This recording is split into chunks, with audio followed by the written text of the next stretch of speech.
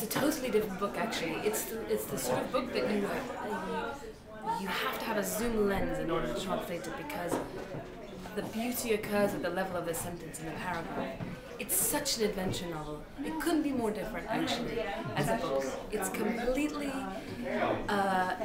the language is fluid, it's utterly romantic, but it's about a man who is a daredevil, rebel without a cause, who is a sort of perverse hero of our time. Anyway, I loved him and I loved the book.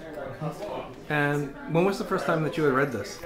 I guess I read it when I learnt Russian at about 20 years old. And but usually it's the kind of book that teenagers read, who say, oh, I read it when I was 12, I read it when I was 18, it's what inspired me to travel to Turkey and go to the mountains. It's a book that usually inspires particularly young men to go traveling, because it's duels and it's boar hunting and it's stealing tribal maidens and it's playing Russian roulette and having all sorts of fights to the death, and people understandably really fall for that, both male and female, actually, I guess. And how long did the translation take you? It was a really hard, full year.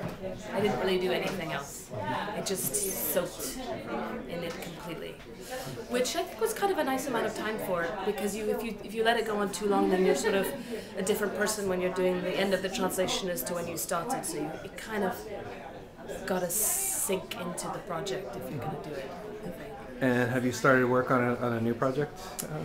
I'm actually possibly translating a Georgian epic, but that is involving acquiring Georgian, which is very different from Russian.